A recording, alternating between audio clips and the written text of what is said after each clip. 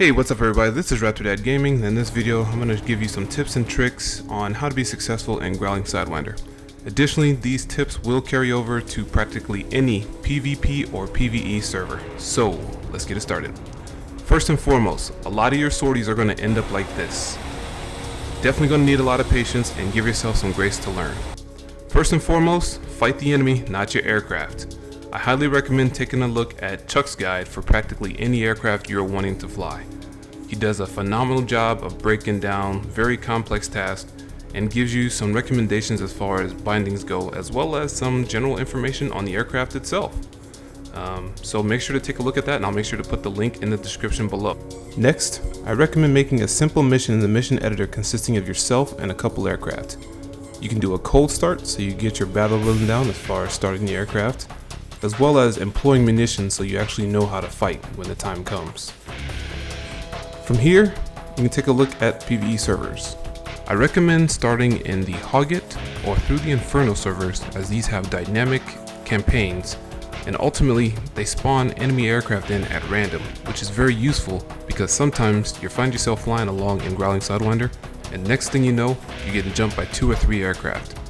This will help you to get familiar with being cool under pressure and being able to acquire targets, as well as sometimes you'll have to cold start your aircraft, so again, just get you familiar with getting down a cool routine so you don't find yourself in the middle of combat or in the heat of combat and leaving your master arm in the OFF mode. Surprisingly enough, you can't fire in that mode. Now we'll focus on the actual tips. First and foremost, fuel consumption. You can see here it's very high, it's ridiculously high. When you're low and in full afterburner, your fuel consumption is exponentially high. So what you want to do first and foremost is get altitude. It helps in numerous ways, first and foremost being fuel consumption. Next, it helps you with your missile's probability of kill. The better kinematics you have, that's speed and altitude, the more likely you are to destroy your target. So keep that in mind anytime you're heading into an engagement. In regards to actually heading to the engagement, your ideal altitude is about 30,000, or at least close to it. You can see here, even at 24,000, the consumption rate has dropped exponentially. And so again, we're going to accelerate time here a little bit as we start to head into an engagement. The closer you get to targets, say within about 40 nautical miles, you want to drop that altitude down to no higher than 25,000, as this will afford you the ability to evade missiles, which I'll get into a little bit later. Next, I'm drawing your attention to the RWR, or Radar Warning Receiver. Make sure you know what kind of threats you're facing, the big threat being the F-14 Tomcat and its Phoenix missiles. It's pretty evident as it's shown as a big 1-4 on the RWR. Again, I recommend consulting the Chuck's guide in regards to reading the RWR. Next, we'll look at 2 actual engagements in Growling Sidewinder. First, I want to draw your attention to the HSD on the right screen. The Link 16 system, which is also on the F-18, enables you to see what aircraft your wingmen are targeting, so that way you're not wasting missiles on the same target. Friendly aircraft that are not in your flight are depicted as green. In regards to firing missiles, you want to put the enemy at the edge of your radar's azimuth limits, as indicated by the blue lines of the pie shape on the left screen. This will enable you to go defensive more quickly, but makes your missiles have to bleed off a lot of energy as it has to turn hard in order to face the enemy. Range-wise, I recommend a posturing shot at no closer than 18 nautical miles. If successful, this will force your enemy to turn cold or turn away from you, and if you're lucky, you can chase them down. But ideally, you should fire your missile from about 10 nautical miles.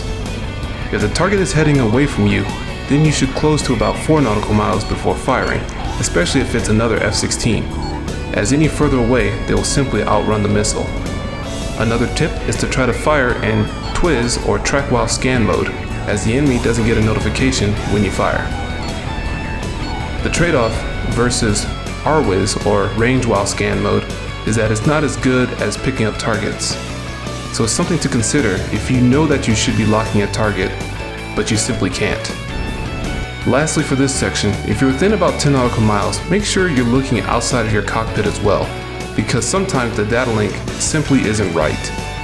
The closer you get, sometimes it takes the data link a little bit longer to refresh, and in those few seconds that it takes to refresh, the enemy could be moving around behind you.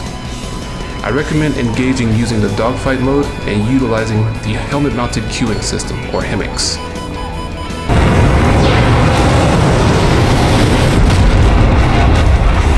Next, we'll talk about missile evasion. While there are numerous ways to evade, such as beaming and notching, I'm personally a fan of just attempting to ditch the missile. It doesn't know how high it is or how close it is to the ground, and it doesn't have any terrain avoidance capabilities, so since it's trying to anticipate where you're going to go, it's actually going to fly out in front of you, or at least try to anyway. And so you can use this to your advantage and actually have it fly into the ground.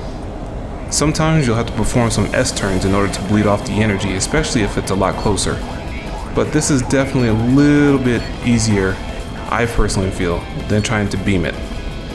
Unfortunately, this does make you a little bit more defensive as you're turning away from the enemy, and sometimes if they're close enough and if they beam it, then it will put you at an extreme disadvantage as they actually end up chasing you down.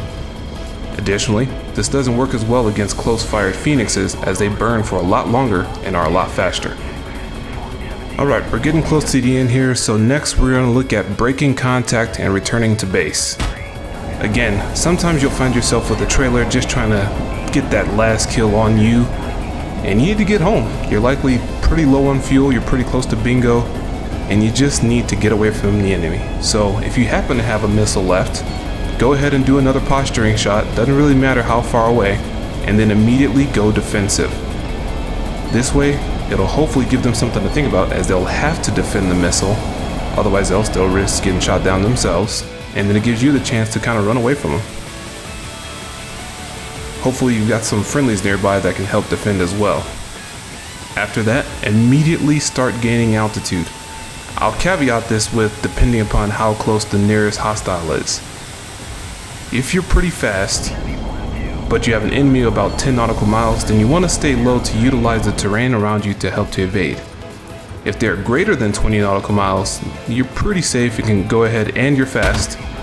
You can go ahead and get altitude and start conserving that fuel. Remember, the higher you go, the lower your fuel consumption, as you can see here.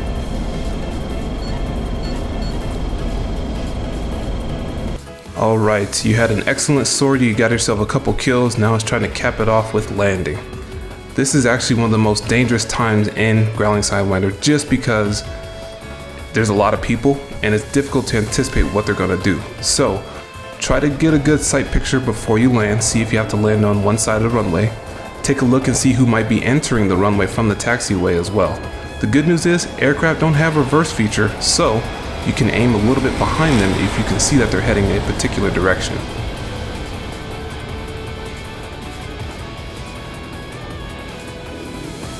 Alright, solid touchdown, but ride ain't over yet. My man. Now it's time to rearm, refuel, and get back into the fight. And watch out for the crazies. Hopefully you found this video helpful. If so, please consider liking and subscribing, and we'll definitely keep the content flowing. Raptor Dad out. Thanks for watching.